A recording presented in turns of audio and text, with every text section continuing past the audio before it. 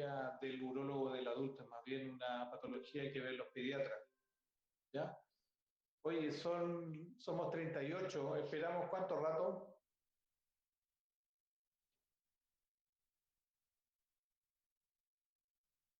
¿Unos 5 minutitos más? Ya, lo de La Serena está terminando ahora. No, ya salimos ya. ¿Ah? ¿Quieren preguntar algo sobre la clase pasada? ¿Alguna duda que le haya quedado?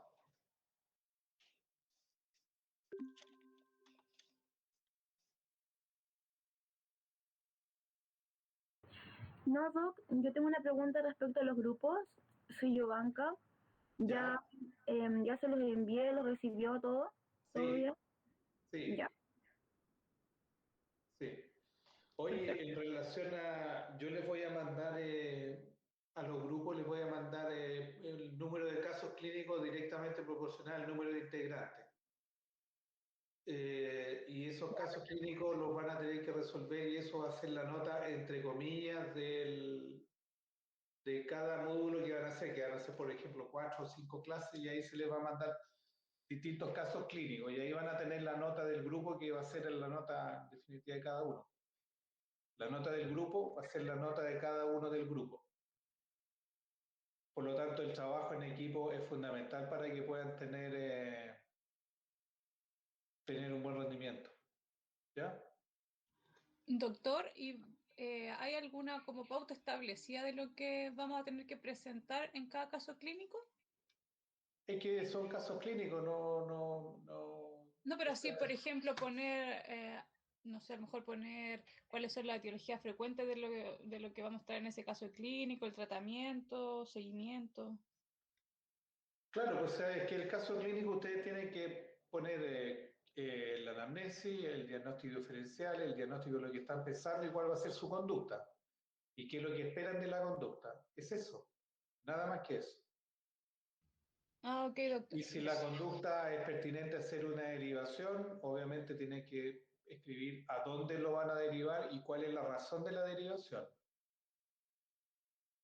O sea, van a haber casos clínicos en que ustedes van a tener que resolver la patología, van a haber casos clínicos en que ustedes tienen que tener el ojo de derivar la patología y cómo derivarla y con qué velocidad. Esa es la idea. Ya, doctor. ¿Ya?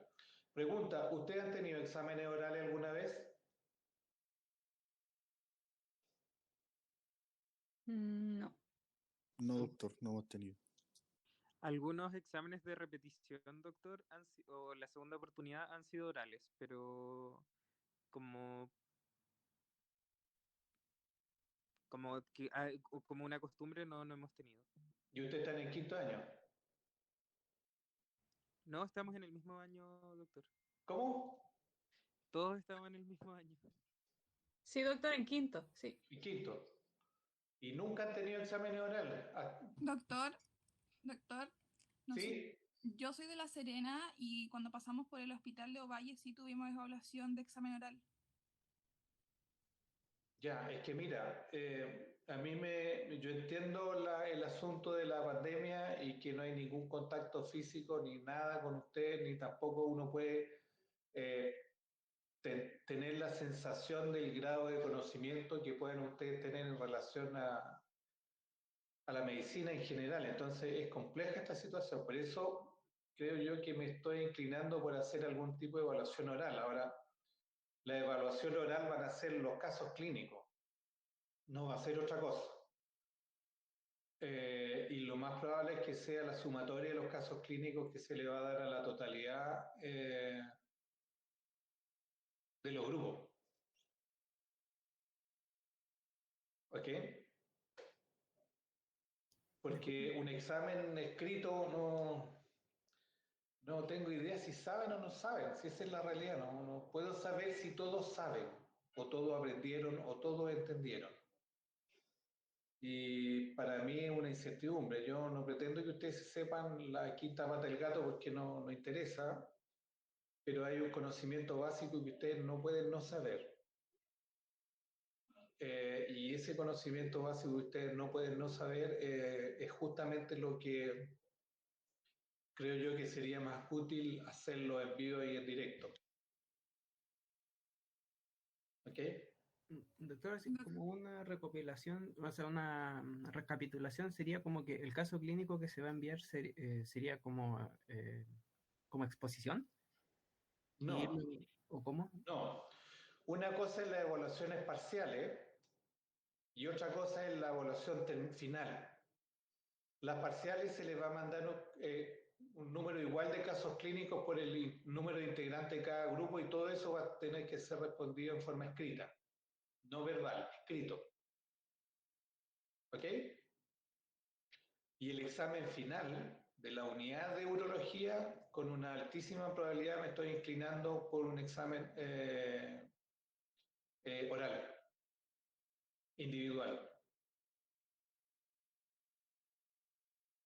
Que lo más probable es que se tomen 2 tandas la gente de La Serena y la gente de Santiago. Doctor, ¿Sí? es que para ver si me quedó claro. Los casos clínicos que usted va a enviar ahora en grupo van a ser, ¿es un caso clínico por grupo o va a ser varios casos clínicos según la cantidad de integrantes del grupo?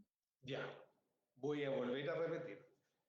Cada grupo va a tener un número de casos clínicos similar al número de personas que integran ese grupo. Ok, ¿Ok? sí. La sumatoria de las notas de ese grupo va a ser la nota final de cada uno de los integrantes. Por lo tanto, la idea es que cada uno participe y cada uno asuma que su nota, si es buena o es mala, va a estar en directa relación con la nota de sus compañeros. ¿Ok? Ok, y después en el examen final entrarían todos los casos clínicos que vamos a hacer en el semestre. Exactamente. Ok, gracias. Con eso yo me aseguro que en el grupo van a trabajar todos, porque siempre hay en un grupo que alguien trabaja menos, pero va a tener que saber esa persona que trabaja menos que la nota del grupo puede ser inferior justamente por su trabajo no eficiente. ¿Ok? Ahora, el examen yo podría hacerlo escrito, pero les vuelvo a repetir, no hay ningún contacto de nada con ustedes, por lo tanto yo no puedo saber la persona que nunca preguntó o la persona que se puso acá, grabó la clase, está haciendo cualquier otra cosa que yo no sé, no puedo saber si sabe o no sabe. Por lo tanto, para mí es una responsabilidad tremenda tener la noción absoluta de que lo mínimo lo sabe. Y eso solamente es con un contacto con un examen oral. ¿Ok?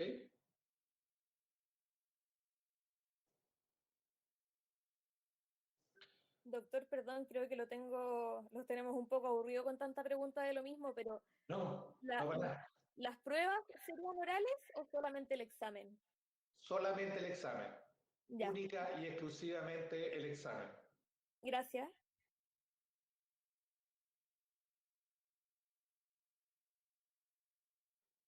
Ya, ¿podemos partir ahora, chicos? Ya, doctor. Porque son las 12:04. No, 12:13. Y hay 41, o sea, hay 10 que no están. Es así, ¿no es cierto? ¿A todo esto las clases son obligatorias o son voluntarias? Es pregunta. Se supone que es voluntario, o sea, se supone que no No hay obligación. no es obligatorio. Ah, ya. Ya, ok. Ya, oye, mira, de los dos temas, un tema habitualmente lo ve el urólogo infantil o el cirujano infantil y el otro tema lo ve el urólogo adulto, ¿ya? Pero como estaba en la... ¿Me escuchan bien, no es cierto? Sí, Sí, doctor. doctor, se escucha bien. Ya, un tema, como estaban, lo voy a evaluar yo, pero probablemente en cirugía infantil lo van a ver y si tienen clases con urología infantil, está claro que lo van a volver a ver.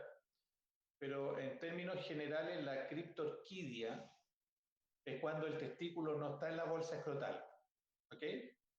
Pero otra particularidad de la criptorquidia es que al no estar ese testículo en la bolsa escrotal, está en algún lugar del trayecto donde anatómicamente va progresivamente descendiendo hasta que se aloja en la bolsa escrotal.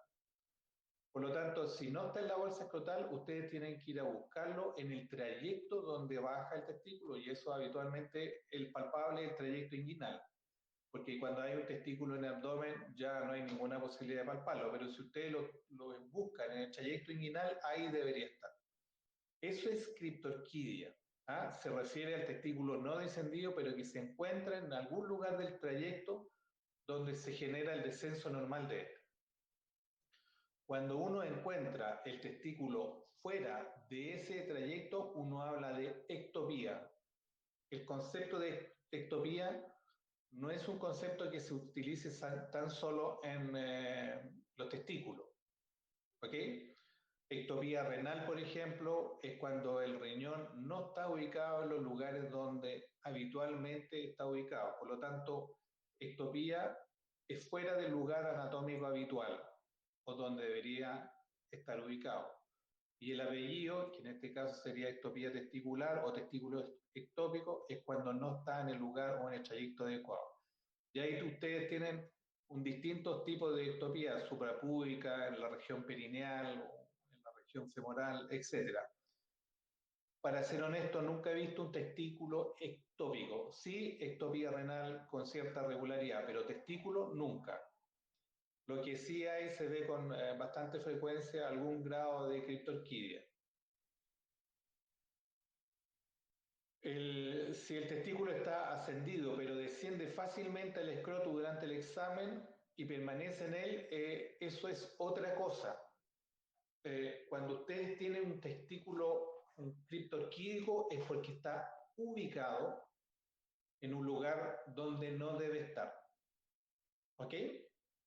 Pero si ustedes toman ese testículo, lo desplazan y queda en ese lugar donde ustedes lo desplazaron, eso no es un testículo criptorquídico. No es criptorquidia. ¿Ok? Criptorquidia es cuando el testículo está ubicado en un lugar, ustedes lo tratan de desplazar, sigue en ese lugar. ¿Ok? Está fijo.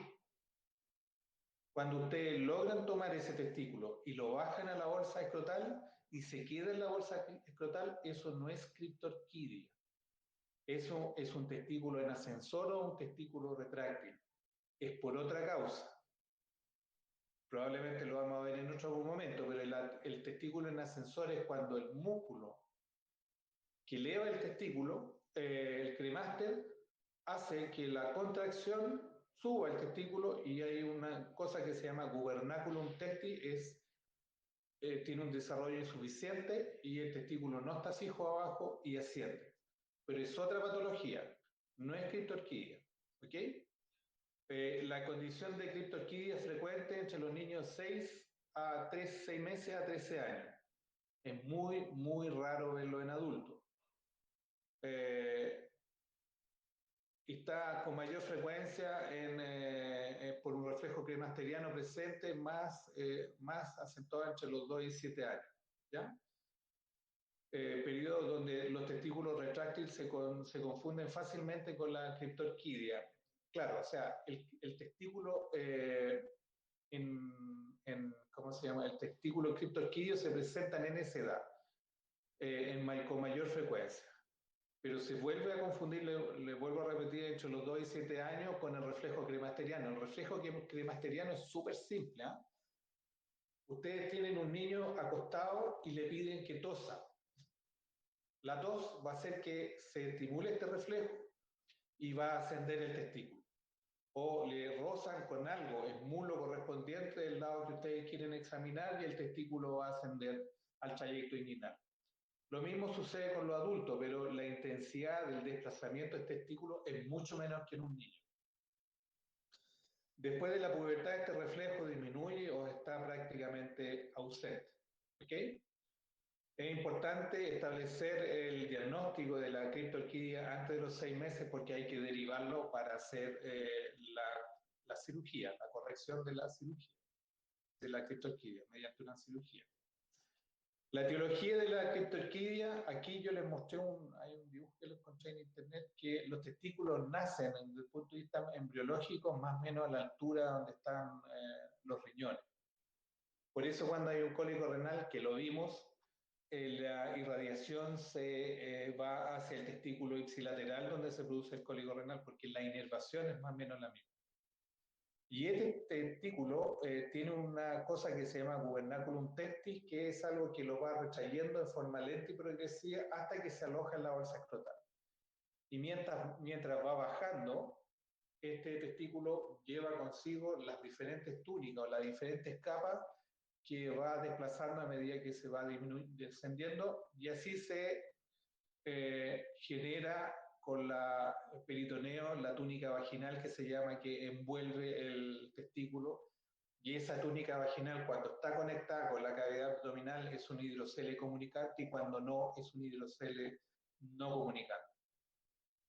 Esto también tiene que ver con los testículos que generan torsión testicular. Cuando esta túnica vaginal tiene una inserción alta, que lo vamos a ver en el escroto agudo, esos pacientes tienen mayor probabilidad de hacer una torsión testicular. Pero básicamente, conceptualmente, tienen que pensar que un testículo criptorquídico es un testículo no descendido y que se debe fundamentalmente a que el gubernaculum testi, lo que lo trae hacia abajo, no está lo suficientemente desarrollado.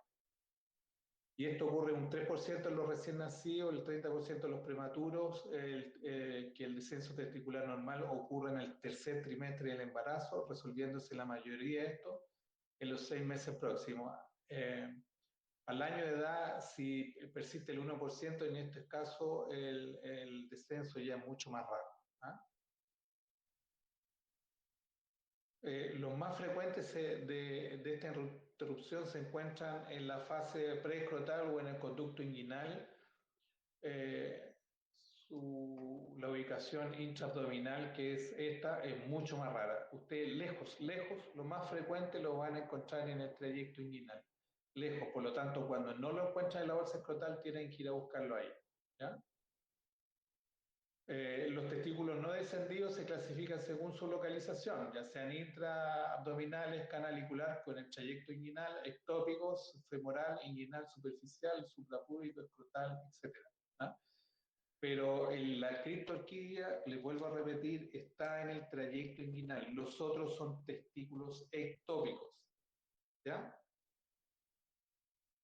El testículo criptorquídeo tiene mayor riesgo de degeneración maligna, infertilidad, torsión y en inguinal. Y aquí está súper claro, la infertilidad está dada porque el testículo necesita estar en la bolsita escrotal, y en la bolsa escrotal está a una diferencia de 0,52 grados, a una temperatura menor en 0,52 grados en relación a la temperatura corporal. Y eso hace que la espermatogénesis se desarrolle en forma adecuada. Por lo tanto, si ustedes tienen un testículo en el trayecto inguinal, va a estar a la temperatura corporal y la espermatogénesis se va a ver alterada. Lo mismo sucede con la degeneración maligna del cáncer de los testículos en el trayecto criptorquídeo, que tiene mayor probabilidad de ser un cáncer testicular. La torsión testicular, ya les señalé acá en la imagen, ustedes ven que lo que está en azul es el peritoneo, que aquí cambia de nombre y se llama túnica vaginal, ¿okay? Que tiene una membrana parietal y otra visceral, y esto, cuando está la inserción muy alta, existe un espacio de cordón que está en esta cavidad y que se puede girar sobre su eje. Por lo tanto, un testículo criptorquídeo, lo ideal es resolverlo desde el punto de vista quirúrgico, porque si no van a tener estas complicaciones. ¿Ya?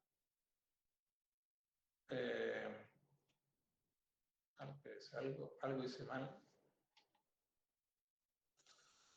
¿Cómo lo diagnostican? Fundamentalmente el diagnóstico es clínico, no es un diagnóstico ecográfico o escáner. Cuando solicitan estudios un poquito más sofisticados, cuando el testículo no está en el trayecto inguinal en la zona palpable.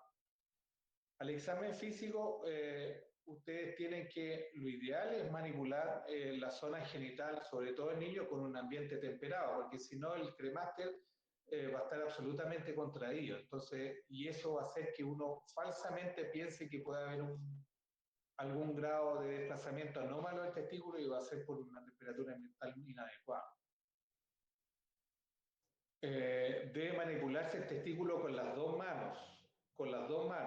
uno tomando el testículo, bajando, y el otro apretando de alguna manera el trayecto inguinal para hacer porque usted lo van a bajar y el testículo va a tender a volver a su posición normal.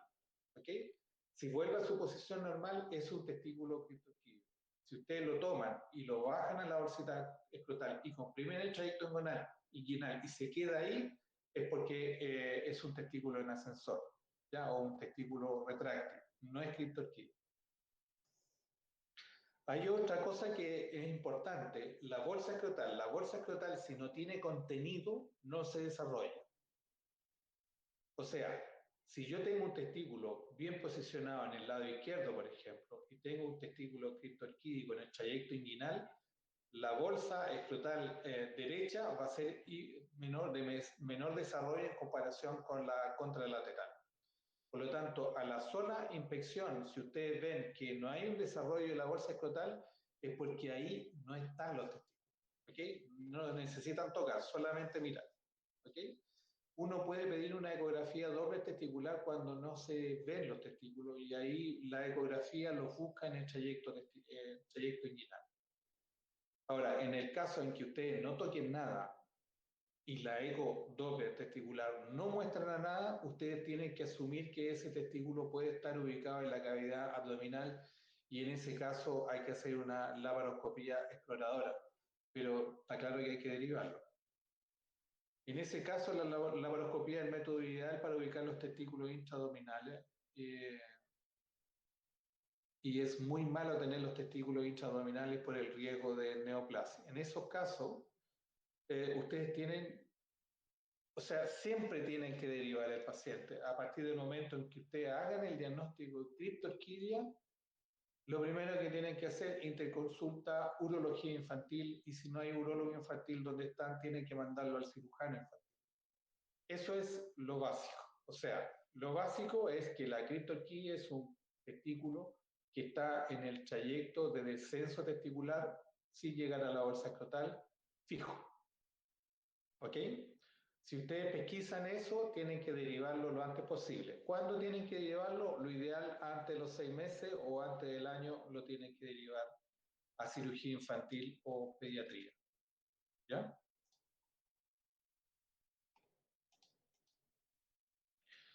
¿Cuáles son el tratamiento de esto? La edad actual de indicación de cirugía entre los 6 meses y los 12 meses. Y como le indiqué ahí, la criptorquidia aumenta entre 35 y 48 veces la incidencia de cáncer testicular. Por lo tanto, si a ustedes se les pasa en el examen físico de rutina que tienen que hacerle a los niños, en el control sano a los niños, en el consultorio, es un problema. Por la alta, mayor prevalencia que va a tener ese niño con una criptorquidia no diagnosticada de un cáncer testicular. Otra cosa que produce en edades puberes, si es que esa criptorquidia no es diagnosticada, es una atrofia testicular del testículo criptorquídico. Por lo tanto, después va a haber que sacarlo, no va a haber que descenderlo. Porque si ustedes tienen una criptorquidia en un niño de 12 a 14 años, ya no es dejarlo, hay que sacarlo. ¿Okay? Por lo tanto, el tratamiento quirúrgico permite disminuir la infertilidad, permite dejar el testículo en una zona palpable donde uno pueda tocar después y diagnosticar un tumor en la eventualidad que tenga. Prevenir la torsión testicular porque al fijar el testículo abajo obviamente se va a producir una orquidopexia y la orquidopexia va a hacer que no gire sobre su eje. En algunas ocasiones hay hernias concomitantes y esas se pueden resolver y prevenir riesgo de traumático severo en relación al trayecto inguinal. Cuando ustedes tienen un testículo en la bolsa escrotal, ustedes tienen el testículo y es como una campana. Si tiene un trauma, el testículo se va a desplazar. ¿Ok? Por lo tanto, la fuerza no se va a ejercer en toda su intensidad en el testículo. Pero si ustedes tienen un testículo fijo en el trayecto inguinal y hay una fuerza directa, un impacto directo, en esa zona el testículo no se va a desplazar. Al no desplazarse, toda la energía cinética se va a concentrar en el testículo y hay mayor probabilidad de un trauma severo testicular en los pacientes criptorquídicos. ¿Ah? Y obviamente evitar un trauma psicológico. Obviamente, si ustedes tienen un niño de 15 años que tiene un pene desarrollado más o menos normal, sin bolsa escrotal, sin testículos palpables, créame que ese niño va a tener un serio problema psicológico, sobre todo para poder encontrar pareja, porque obviamente su autoestima está bajísima. No tiene bolsa escrotal, no tiene testículos palpables. Entonces, el diagnóstico adecuado o oportuno de la criptorquidia no es un tema menor. Yo acá les puse más o menos la técnica clásica que se utiliza para fijar los testículos en el niño. En el adulto es otra técnica. En el niño se hace una incisión inguinal, se toma el testículo, se libera completamente y después abajo, en el fondo de la bolsa escrotal, se hace una pequeña incisión y a través de esa pequeña incisión se toma el testículo, se baja hasta esa zona y se fija con punto de material reabsorbible, más o menos unos 30, 60 días, que se reabsorbe ese material y eso hace que cicatrice el testículo de la bolsa escrotal. ¿Ok? Eso es el ABC de la criptorquidia. ¿Tienen alguna pregunta en relación a eso?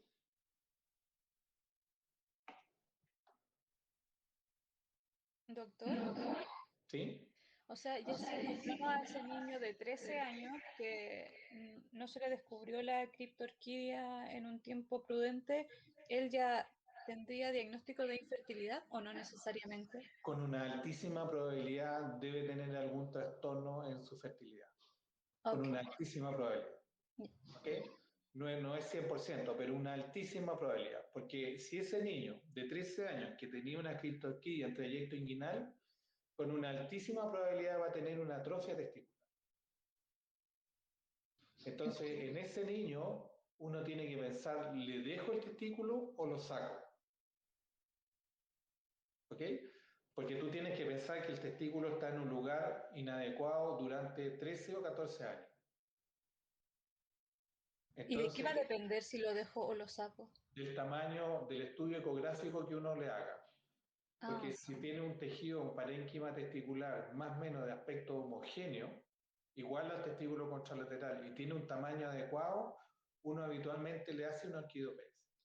Pero si tú ves claramente un testículo que tiene una atrofia genital importante asociada a un tejido testicular absolutamente alterado, es mejor sacarlo. Pero eso es llegar tarde. Doctor, ¿Sí?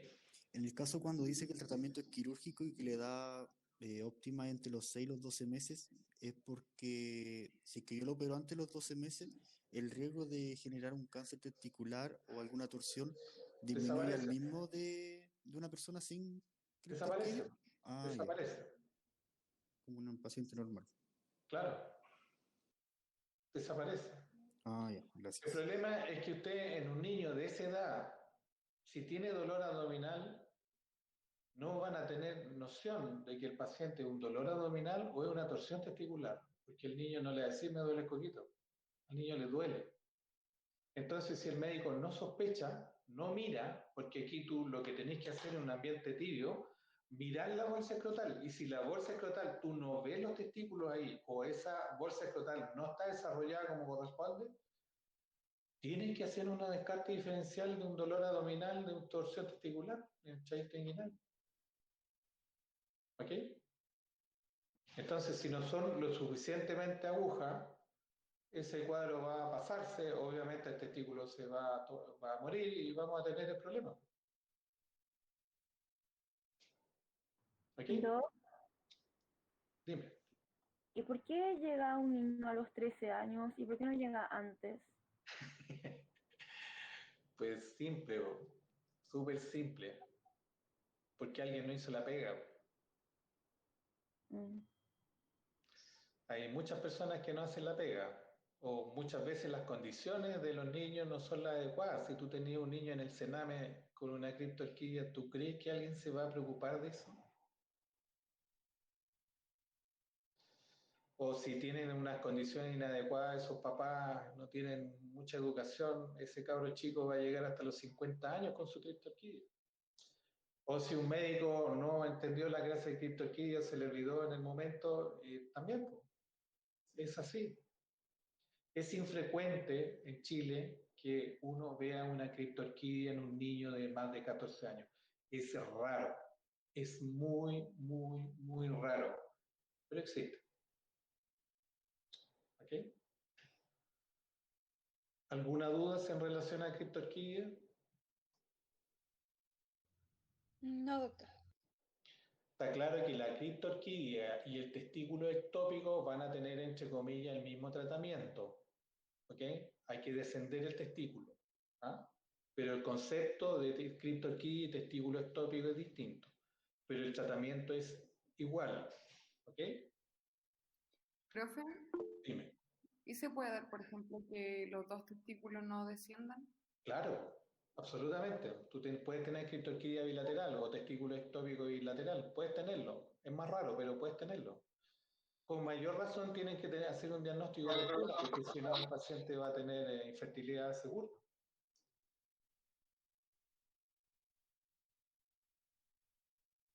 ¿Ok? ¿Alguna otra pregunta en relación a eso? Sí, hay patología. El Andrés Cavieres pregunta si la criptorquidia se asocia a alguna enfermedad especial. Sí, ahí hay alguna genopatía que son más probables que tengan criptorquidia, pero ahí ustedes le van a mirar la cara al niño y van a estar claro que tiene alguna genopatía importante, pero en este caso lo que ustedes tienen que tener presente es que en el control sano, que sí lo van a tener que hacer y ustedes van a ver niños absolutamente sanos, rosaditos, etcétera, tienen que explorar los genitales, buscando dos cosas, o tres cosas: fimosis, criptorquidia y hernia inguinal. Las tres cosas tienen que buscarlas. Y las tres cosas se pasan, pero lo ideal es que no se les pase. ¿Ok? ¿Alguna otra duda en relación a criptorquidia? Doctor, ¿era criptorquidia, fimosis y qué más? Hernia. Gracias. ¿Se puede detectar en útero? Chuta, es que a la altura de la medicina yo creo que podemos hacer muchas cosas in útero, pero lo veo difícil hacer una cirugía in útero de esto. Pero no sabría decirte si sí o no, pero es posible. Es cuestión desde el punto de vista de tener los estudios los exámenes lo suficientemente adecuados para hacerlo, pero la realidad es que el tratamiento es quirúrgico entre los 6 y los 12 meses de edad. Ahora, ponte en el otro lado. Si yo hago un diagnóstico de criptorquidia in útero, ¿lo voy a operar in útero o voy a esperar afuera? Porque una cirugía in útero, el riesgo es altísimo. Entonces, independiente que se haga el diagnóstico in útero, yo dudo mucho que se haga algún acto quirúrgico o algún tratamiento durante el embarazo. ¿Ok? ¿Alguna otra pregunta, chicos? Doctor, ¿y se ha visto alguna asociación entre padres e hijos? ¿Cómo? Que el papá tenía criptorquidia, que el hijo también la tenían los hermanos. Mira, no leí que haya alguna asociación genética o hereditaria en relación a la criptorquidia. No vi dentro de la literatura si hay una vinculación con padre criptorquídico, hijos criptorquídicos. Ah, ya, gracias.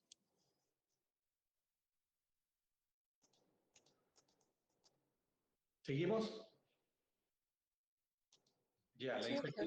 la infertilidad masculina es un temón esto. ¿Ah? ¿Por qué es un temón? Porque como buenos hombres asumimos nunca estar enfermos y nunca ser responsables del no embarazo que se pueda generar. Por lo tanto, siempre, por cultura, es la mujer la responsable, entre comillas, de la fertilidad o del embarazo. El hombre consulta habitualmente en forma tardía y muy tardía para saber si o no fértil o si tiene un problema de infertilidad masculina. Yo espero de todo corazón que eso cambie con los nuevos tiempos, pero la realidad hoy es esa.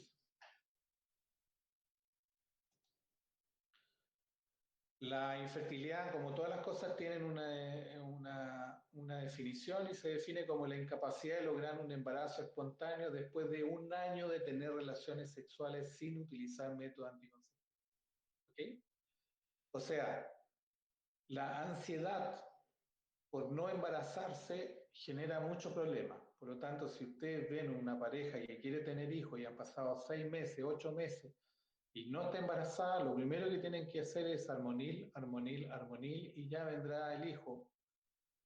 Y pretender que a los meses se va a embarazar no es así. El periodo de espera más o menos es 12 meses. Después de los 12 meses con tener relaciones con intención de tener hijos, uno asume que hay algún grado de infertilidad o debe iniciarse el estudio. Más o menos, como le dije ahí, el 15% de las parejas consultan por infertilidad masculina. No es un porcentaje despreciable. Y en el 20% de los casos, la causa de infertilidad es masculina. La prevalencia de la infertilidad se calcula de que cada 5 parejas en el país desarrollado y 1 de cada 7 países en vía de desarrollo tienen algún grado de infertilidad. Por lo tanto, no es un tema menor, es un tema que ustedes se van a topar con cierta regularidad. Ahora, esta relación de 1 a 5 y de 1 a 7, yo no creo que sea por un problema entre comillas, desarrollo, sino de la pesquisa, porque habitualmente en los países subdesarrollados la pesquisa es insuficiente. Al ser insuficiente no es que seamos más fértiles que los países desarrollados, yo creo que simplemente somos iguales, pero la pesquisa es distinta. Pero es una opinión nomás, no es algo que esté demostrado. Se clasifica en infertilidad primaria y secundaria. Como todas las cosas en la vida, lo primero que ustedes tienen que preguntarle al paciente es si ha tenido o no ha tenido hijos. Porque si ha tenido hijos, lamentablemente uno tiene que hacerse 2 preguntas. La primera pregunta es que no tiene una infertilidad primaria porque ya tuvo hijos. La segunda pregunta es preguntarse si ese hijo es de él. Y yo lo lamento, pero es así. ¿Ok? Por lo tanto, tiene que haber pasado algo en la bitácora de vuelo de esa persona que de su fertilidad se transformó en ser un paciente infértil. Por lo tanto, ahí tienen que ser todos los diagnósticos secundarios para saber por qué ahora es infértil y antes no lo era. ¿Ya? La infertilidad masculina, yo les puse esta diapositiva para que entiendan que la espermatogénesis es algo más que sucede fuera, hay algo más, y ese algo más sucede fuera necesariamente del testículo. Por lo tanto, ustedes tienen que tener una visión un poquito más holística del cuento, no tan solo irse en forma tubular al testículo, sino hay que empezar a mirar otras cosas. La espermatogénesis es la transformación de las células geminales en espermatozoides en los túbulos semilíferos que se producen en los testículos. ¿Ok? Y esto demora más o menos 70 días hasta 120 días. Y el control fundamental es un control hormonal por la folículo estimulante, la cual actúa sobre las células de Sertoli induciendo la espermatogénesis. Es decir, la fábrica la tiene el testículo. Si hay algún trastorno hormonal, no está necesariamente el testículo, por lo tanto el estudio tiene que ir un poquito más allá que la bolsa escrotal. ¿Okay? Eso es en forma general. En forma general, ustedes tienen que saber, 1, 12 meses. Después de los 12 meses hay un paciente que tiene que estudiarlo. 2, tienen que preguntarle si tiene o no tiene hijos. 3, el estudio tiene que ser un poquito más que el escroto. ¿Ok? Chuta, aquí me fui a las pailas con... Es que este no es el... Este es el Office, Open Office, no es el Office, así que aquí quedó como las pelotas en la presentación, pero tienen que tener antecedentes pediátricos y adolescentes. Las anormalidades congénitas del aparato urogenital como hipospadia o epispadia, la presencia de criptorquidia uni- y bilateral, la edad de su resolución, la edad de la pubertad, la presencia de ginecomastia, todo eso es examen físico. ¿Okay? Si ustedes ven un niño o un adulto con ginecomastia, tienen que preguntarse si este paciente tiene o no tiene algún trastorno hormonal. Si ustedes le preguntan a un paciente que tuvo una pubertad precoz, una pubertad tardía, obviamente que puede tener algún trastorno de la fertilidad, la criptorquidia, la hipospadia, la epispadia. ¿Alguien me puede decir qué es hipospadia y epispadia? Son modificaciones por salida nómadas de la uretra. Ya, pero... ¿Sale hacia arriba o hacia abajo?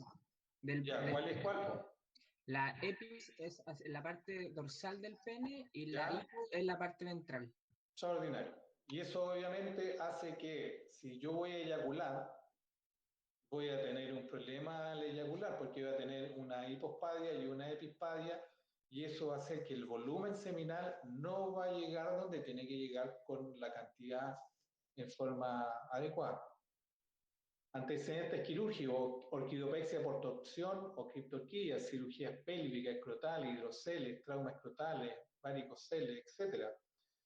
Vasectomía, porque obviamente uno puede hacer una vasectomía por una orquipidimitis crónica y el paciente se hizo la vasectomía por un cuadro escrotal crónico, pero no tiene idea que eso le produjo algún grado de infertilidad.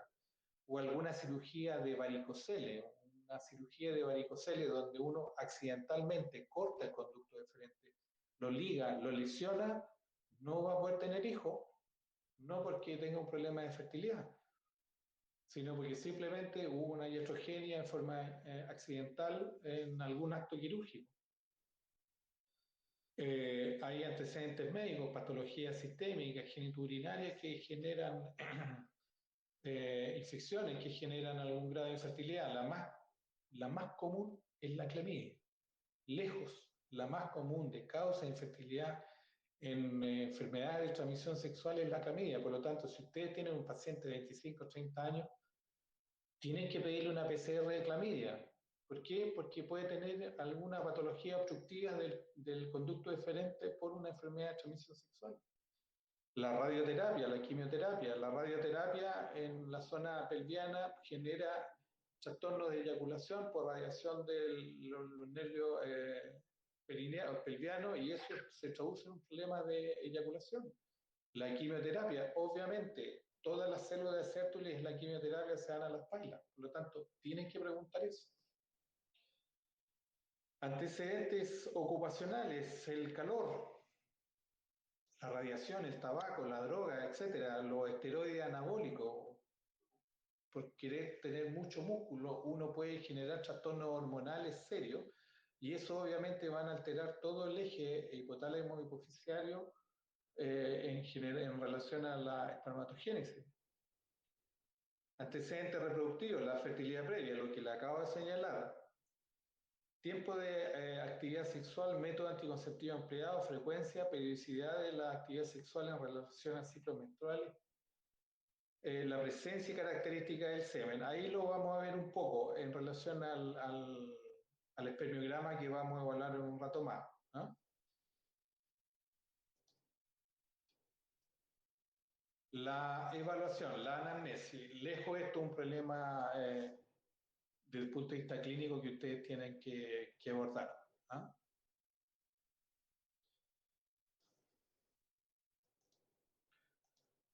Chuta, este era el que era para borrar y esta no era para borrar.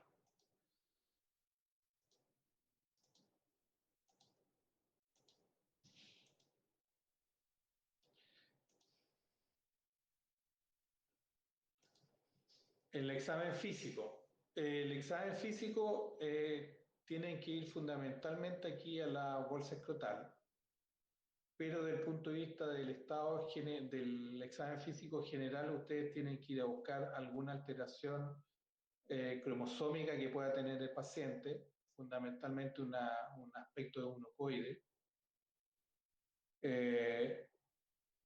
Y al buscar algún síndrome de Klinefelter u otro. ¿Ah? El desarrollo de los rasgos sexuales secundarios, la ginecomastia, como ya les dije, la hiperprolactinemia. Hay también hombres que generan algún grado de secreción en las glándulas mamarias, por lo tanto ustedes tienen que ir a buscar eso. Es sumamente infrecuente, es extremadamente infrecuente, pero existe. ¿Ya? El examen físico genital se debe evaluar el contenido escrotal poniendo atención en la consistencia y tamaño de los testículos. Obviamente, si ustedes tienen una criptorquía, van a ver un desarrollo escrotal disminuido, pero ustedes tienen que buscar la estructura anatómica del testículo. Es necesario descartar la obstrucción epididimaria que puede sospecharse frente a la presencia, induración o dilataciones quísticas del epididimo. Eso se llama un cordón espermático rosariado, que habitualmente se ve o se vio en algún momento en la tuberculosis urogenital, que es rarísimo. Yo no he visto nunca, pero a uno siempre le da mucho con la tuberculosis genital o urogenital, y en realidad eso era hace 60, 70 años atrás. Hoy en día tuberculosis genital yo no he visto nunca, pero es un cordón espermático rosariado. ¿Ok? Y ahí uno asume que puede haber algún trastorno de infertilidad, pero es rarísimo. Los espermatocelos quiste son hallazgos habituales, pero no están en relación a algún grado de infertilidad.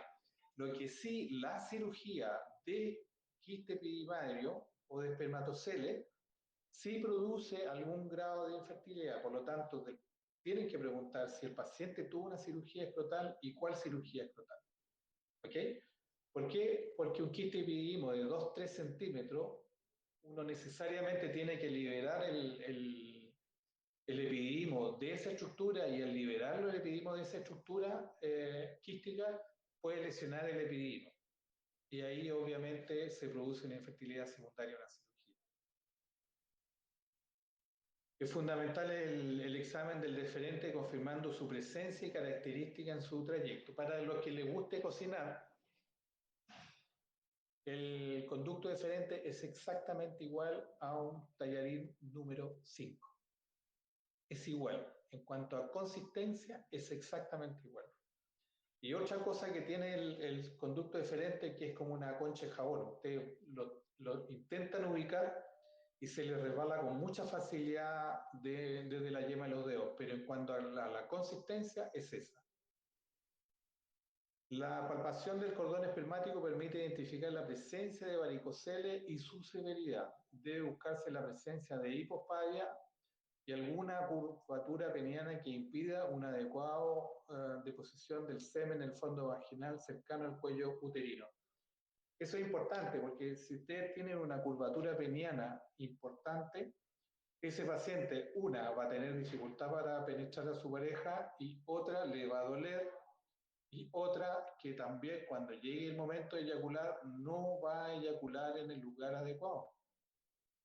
Por lo tanto, la curvatura peniana, que no es infrecuente, también puede ser una causa de infertilidad. En definitiva, tienen que explorar la bolsa escrotal buscando el deferente, buscando las estructuras patológicas que puedan presentarse, fundamentalmente varicoceles o quiste epididimo. ¿Ok? El espermiograma, yo acá, por esas cosas de la vida, tengo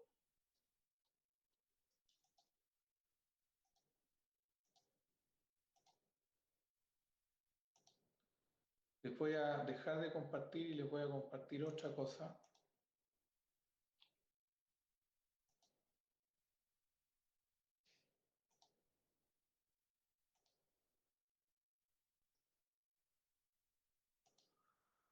Ya se van a ver ustedes mismos, pero ahora van a ver un espermiograma. ¿Lo ven?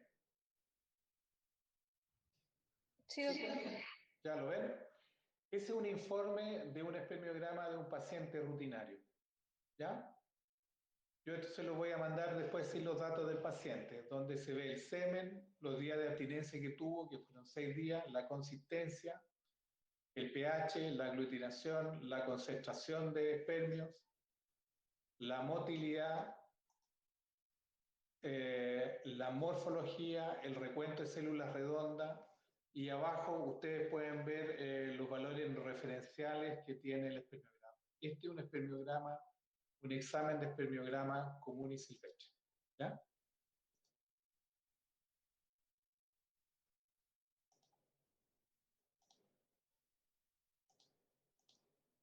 Profe, una consulta. Ahí mismo con ese examen es cuando uno cataloga como azoospermia, criptozoospermia, oligospermia, o eso es aparte. No, claro, ahí con el espermiograma tú no puedes hacer esa definición si no es mediante un espermiograma. Ya, muchas gracias. ¿Ok? O sea, no hay ninguna posibilidad de que tú hables de alguna patología en relación al recuento del espermio si no hay un espermiograma. ¿Ok? Ahora, está claro que les va a llegar el paciente y ustedes le van a preguntar cuánto tiempo llevan sin poder quedarse embarazados. Y si pasan los 12 meses, en principio hasta ahí llegó su participación. ¿Cómo lo pueden derivar? Con un espermiograma, un estudio hormonal, a lo mejor, o una ecodoppler testicular. ¿Ok? Pero si el paciente no logran embarazo en 12 meses, ya es indicación de derivación. Por lo tanto, el conocimiento del espermiograma es para cultura médica. Pero tienes que tener de todas maneras algunos conceptos básicos del espermiograma. ¿Ok?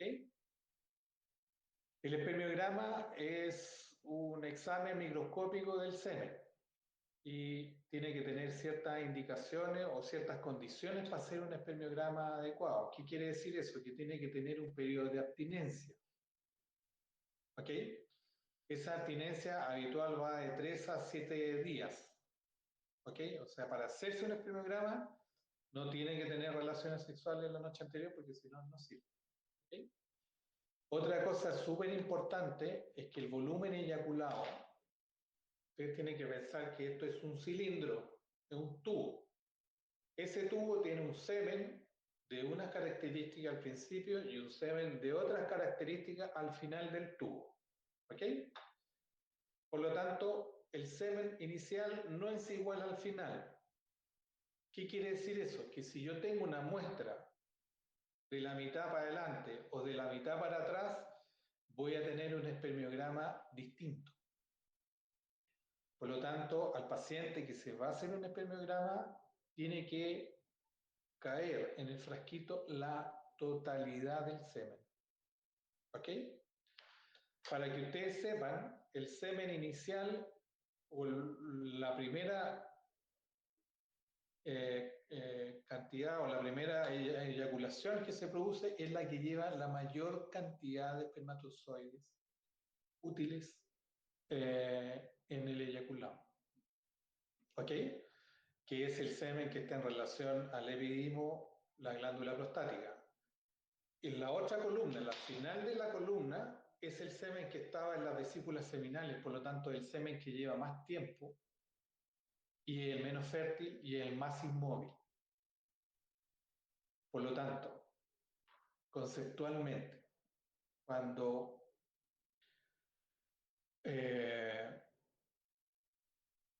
no se utiliza un método anticonceptivo adecuado y el hombre tiende a retirar el pene de la vagina antes de eyacular, pero alcanza a eyacular algo, ese algo es el que mayor cantidad de espermios tiene.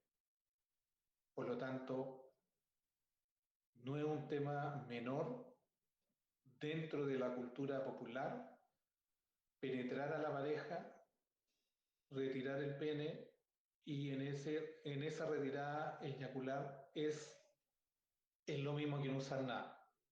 Pero conceptualmente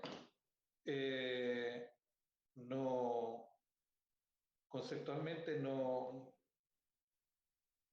voy a apagar esta cuestión, se me olvidó. Conceptualmente no,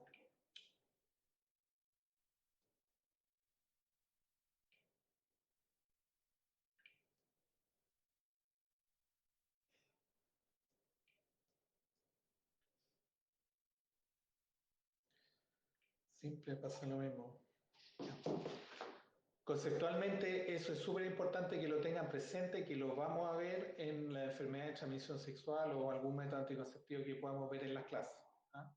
Hay clases de disfunciones sexuales, así que en una de esas lo vemos ahí. La licuefacción, el semen, para que ustedes sepan, siempre le van a preguntar que el semen le va a decir que es como acuoso, que es como líquido.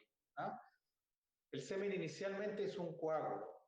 Después de 15 minutos ese coágulo se licúa. Y esa licuación que se produce, justamente lo produce el líquido prostático. ¿Ok?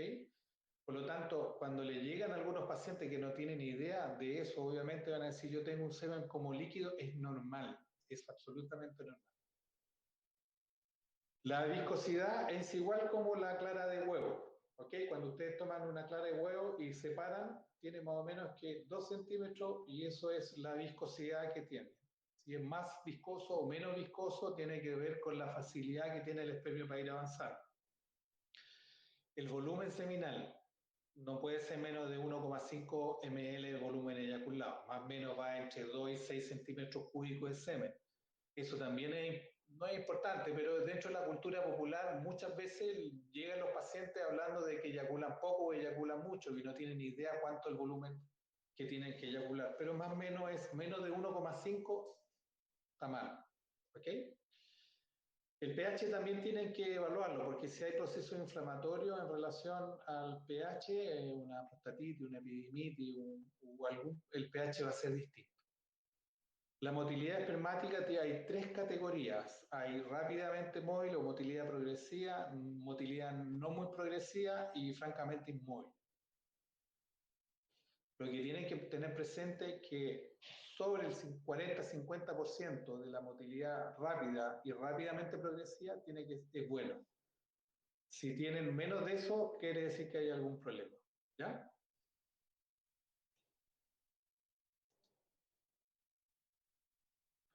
El recuento básicamente tienen que pensar que no puede ser menor de 30 millones o 39 millones. El volumen eyaculado total, 30 millones.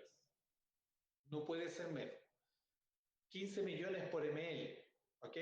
Como son 2 ml lo mínimo, son 30 millones lo mínimo que puede eyacular lo mínimo en el número de recuentos. Lo habitual son 120, 150 millones de espermatozoides, ¿ok?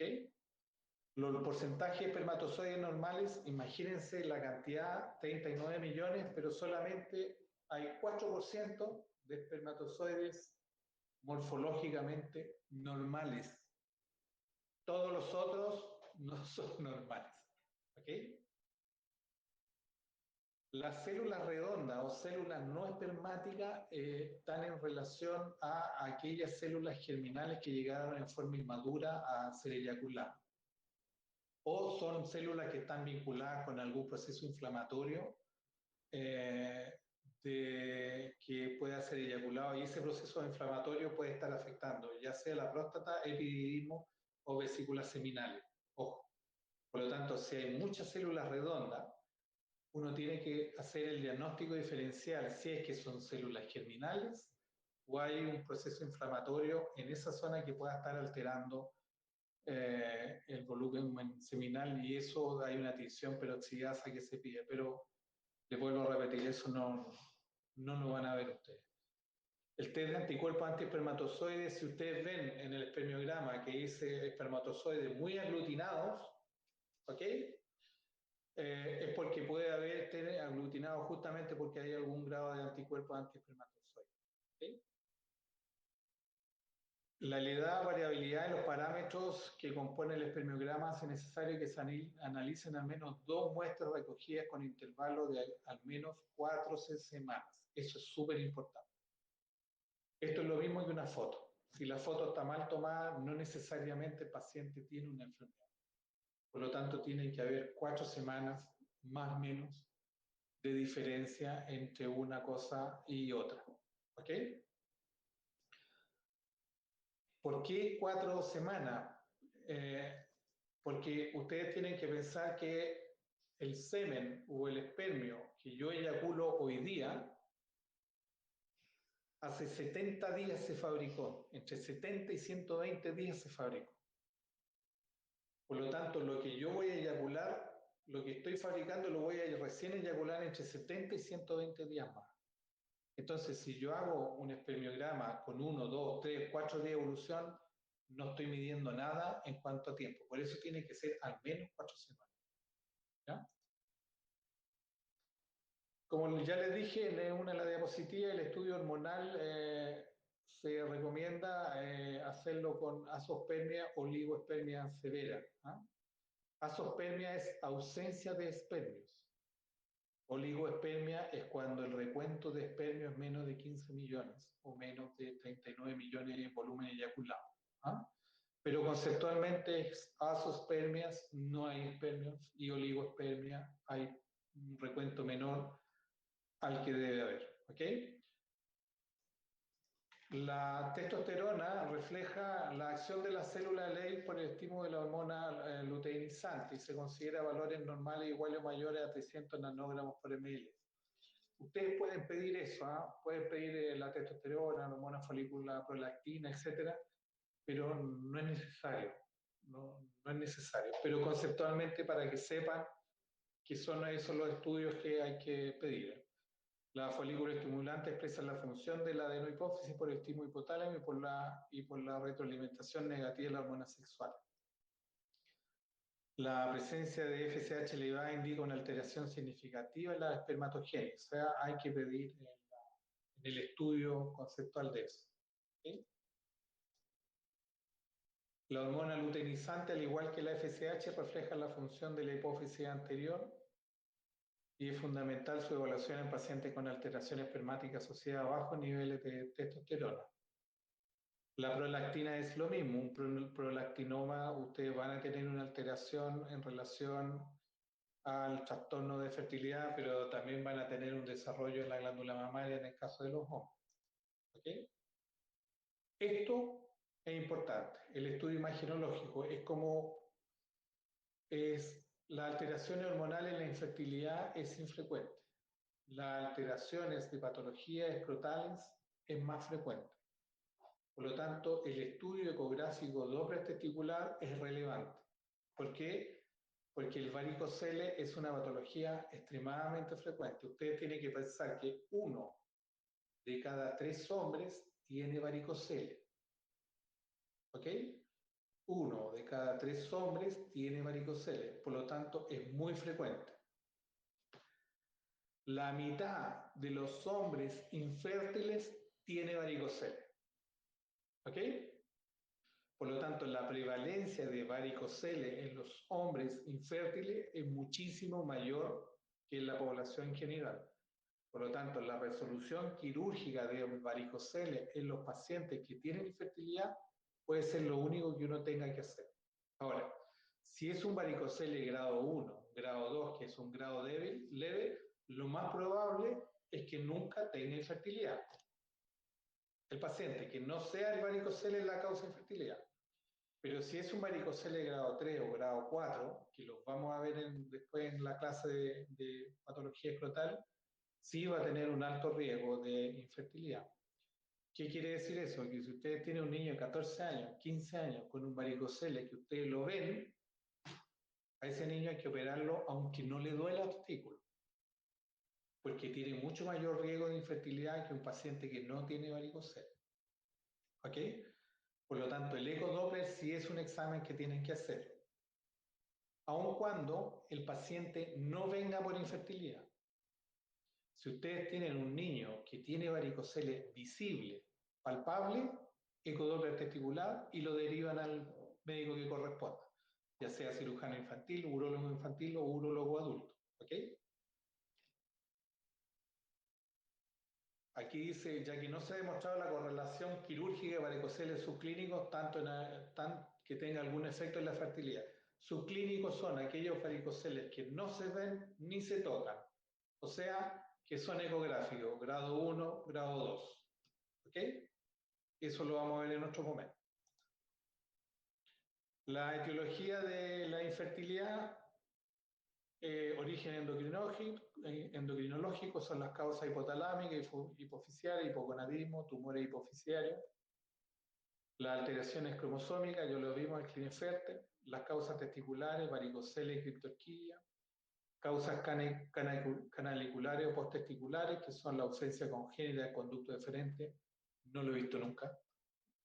Las causas obstructivas sí, y eso fundamentalmente es ligadura accidental del conducto deferente o una lesión escrotal en forma incidental del epidimo. Y las alteraciones de la eyaculación, ya sea aneyaculación o eyaculación retrógrada, que no es lo mismo. ¿Ok? Aneyaculación es cuando no hay semen, no se eyacula nada, no hay. Y la eyaculación retrógrada es cuando el paciente eyacula hacia atrás a la vejiga, se mezcla con la orina y se bota en los espermios una vez que se orine. Por lo tanto, para saber si alguien tiene eyaculación retrógrada, hay que pedirle un examen de orina inmediatamente después de que eyaculó. Si ese examen de orina tiene espermatozoides, más allá de lo que debe tenerlo, tiene eyaculación retrógrada. Si no lo tiene, no tiene eyaculación retrógrada. Pero la eyaculación retrógrada es básicamente un diagnóstico clínico. ¿Ok? Eso era, chicos. O chicas. Cuéntenme, ¿alguna duda, alguna pregunta, algo que les quede en el tintero?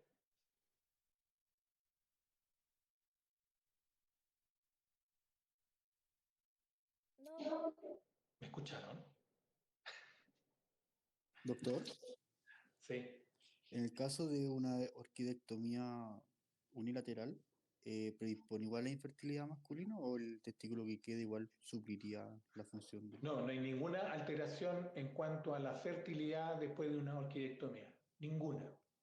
Ah, Y esa orquidectomía puede ser oncológica o por patología benigna, pero no se produce infertilidad porque tú saques un testículo enfermo y dejes un testículo sano. No hay infertilidad en ese caso. ya, perfecto. Gracias. Doctor, a mí me quedó una duda, no sé si lo mencionó o simplemente yo no escuché, pero por ejemplo, ¿la criptorquidia siempre es de tratamiento quirúrgico o se puede esperar una resolución espontánea en algunos casos?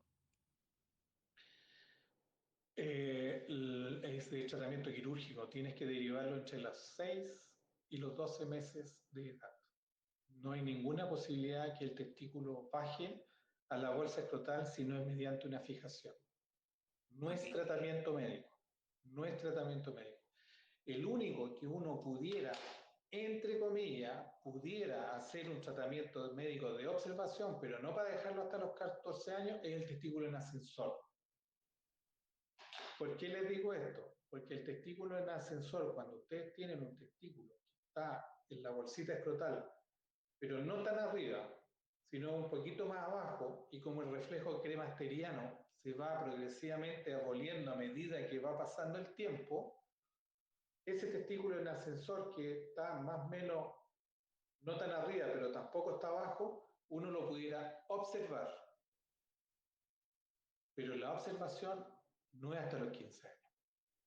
La observación es 1 año, 2 años, uno lo va tocando, etc.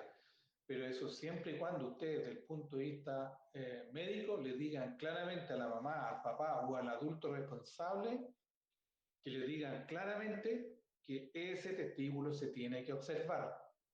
Porque si ustedes no lo hacen, se va a olvidar y el cabro va a llegar a los 15 años con el testículo arriba. Doctor, ¿qué tan significativos son los estilos o los hábitos de vida? El cigarrillo, por ejemplo. El cigarrillo mata, doctora. El cigarrillo mata. Si no quieren entenderlo, no lo entiendan. Pero si ustedes, hay estudios que con un cigarrillo que ustedes se fumen, se produce una alteración en la microvasculatura de la piel y eso altera la cicatrización de la piel con uno. ¿Ok? El cigarrillo no tan solo produce cáncer laríngeo, cáncer pulmonar, también produce cáncer testicular, o sea, cáncer vesical. ¿Ok? Produce disfunción eréctil, produce un montón de patologías, por lo tanto, obviamente una alteración en la espermatogénesis por uso excesivo de tabaco que altera la irrigación de la zona, es así, es así. Gracias.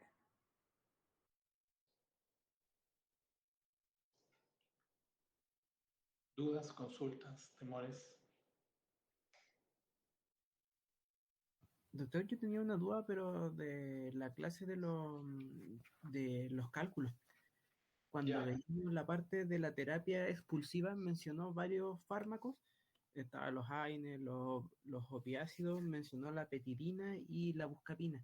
Pero no sé en qué orden uno los va dando. Ya. ¿Alguien le puede dar su opinión en relación al uso de la buscapina o los anticolinérgicos en el cólico renal? Que ya no se dan, no se Los deberían dar. anticolinérgicos no se dan. Excelente. No se debe usar buscapina ni ningún anticolinérgico en el cólico renal, porque la fisiopatología del cólico renal no tiene indicación los anticolinérgicos. ¿Ok? Cuando hay un cólico intestinal, usted le puede dar un anticolinérgico, entre comillas, porque también está muy discutido. Pero en un cólico renales, antiinflamatorios no esteroidales, fundamentalmente analgésico, con efecto analgésico, y un medicamento que tampoco está demostrado hoy en día que se sirve, pero no está así 100% demostrado que ayuda a dilatar toda la vía urinaria. Se dice que dilata el tercio distal del uréter, pero lo otro, el proximal y el medio, no hace nada. ¿Ok?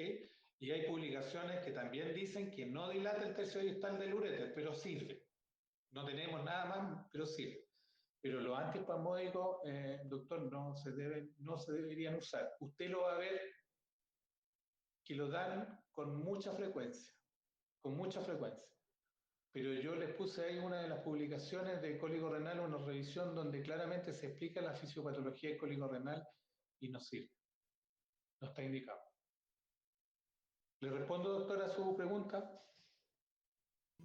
Sí, sí, más que nada tenía justo esa misma duda de que si uno pudiese partir, por ejemplo, con un AINES y si no responde, entrar a sumarle, por ejemplo, un opiáceo y si no pudiese agregar, por ejemplo, la petidina como ya como un cólico refractario o no. Sí. Es que la petidina, el paciente ya no está en la casa. El paciente está en un servicio de urgencia. Y tú en la casa le tienes que dar una asociación de analgesia, que puede ser ketorolaco paracetamol, por ejemplo, más la tamsulosina. Eso es tratamiento, terapia expulsiva. Abundante líquido, calor local, analgesia, tamsulosina. Eso es terapia expulsiva. Si con la terapia expulsiva no responde, servicio de urgencia, y ahí tú le vas a dar la petidina, porque la petidina en la casa no se usa. ¿Ok? Ahora, ¿por qué usan antiespasmódicos en los servicios de urgencia? Porque está dentro de la cultura médica hacerlo. Y ahí le dan el típico DAP, dipirona, atropina, papaverina. Pero lo que le calma el dolor en ese caso es la dipirona. Pero es típico que den eso. ¿Ok? Ya, doctor, me quedó claro. Muchas gracias. ¿Alguna otra duda, chicos? Chicos y chicas, en realidad estoy acostumbrado. Por el momento no, doctor. Ya, oye, mira, en relación a infertilidad, lo básico, 12 meses. Lo básico es descartar patología escrotal. Lo básico es la ecografía doble testicular. Eso es lejos lo básico. El estudio hormonal yo diría que no lo pidan porque lo más probable es que se lo va a pedir el especialista y el especialista va a decir si es pertinente o no es pertinente pedirlo porque tampoco se pide en todas las ocasiones. Y un estudio hormonal no sale barato, pero lo básico es 12 meses, espermiograma, ecodoppler testicular y derivarlo ojalá con eso, porque con eso ustedes ya van a tener avanzado. Y el espermiograma son 2. En relación a la criptorquidia, lo básico es sospecharlo entre los 6 y los 12 meses. ¿Cómo tienen que examinarlo? El ambiente en un niño es extremadamente importante. En el adulto no es que dé lo mismo, pero en el niño es extremadamente importante. Si no es un ambiente caliente o tibio, y si sus manos están heladas, tampoco sirve. El niño tiene que estar tranquilo, ideal no llorando, en un ambiente tibio, con manos tibias, de tal manera que ustedes puedan explorar la bolsa escrotal con claridad. Y ahí derivar. Si quieren pedirle una ecografía, pueden pedir una ecografía Doppler testicular y obviamente poniendo trayecto testículo criptorquídico estópico. Pero eso es lo básico.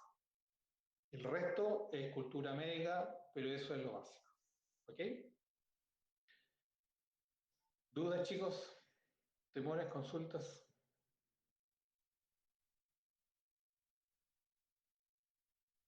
¿Nada? Ya, vayan a almorzar, descansen y nos vemos la próxima semana. Yo me voy a poner en contacto con los colegas, los delegados de cada zona para mandarle los respectivos casos clínicos. ¿Ya? Eso, doctor, justo le quería consultar lo mismo, si para los distintos casos clínicos van a ver, ya están estipuladas más o menos las fechas de cuándo se van a ir realizando o cuándo se van a ir entregando. Mira, con una altísima probabilidad de aquí al martes de la próxima semana ya tienen que estar la primera bloque de casos clínicos de cada uno de ustedes. Yo les voy a dar una semana para que hagan la pega y la subsiguiente, no es la que viene, la subsiguiente ya me lo deberían mandar por mail para que puedan tener sus notas. Ya, doctor, sí, justamente por eso, porque ahora como al menos en Serena volvimos jueves y viernes a la práctica, entonces estamos intentando de organizar todos los tiempos para ver qué fechas tenemos la evaluación y qué fechas no. Entonces como para tener un parámetro más o menos de qué semanas se van a ir entregando. ¿Qué fase? ¿En la Serena en qué fase están? En 2. ¿Y volvieron? ¿Volvieron presencial? Sí, solamente los jueves en la mañana y viernes a la tarde a un consultorio universitario. Solamente a hacer práctica del año pasado. Pendiente. ¿Y los dejaron? Sí, profe, es que no es el hospital, sino que en la U hicieron como un consultorio para poder... Ah, ya, o sea, es de la universidad, no es de un hospital. Sí, no es un hospital, es de la universidad. Ya. Ya. Igual, con permiso de Seremi, como que igual está aprobado. No, si acá volvieron los chicos también, los internos, volvieron hace 2 semanas acá a la clínica también a hacer el internado. Pero solo el internado, no más, nada más.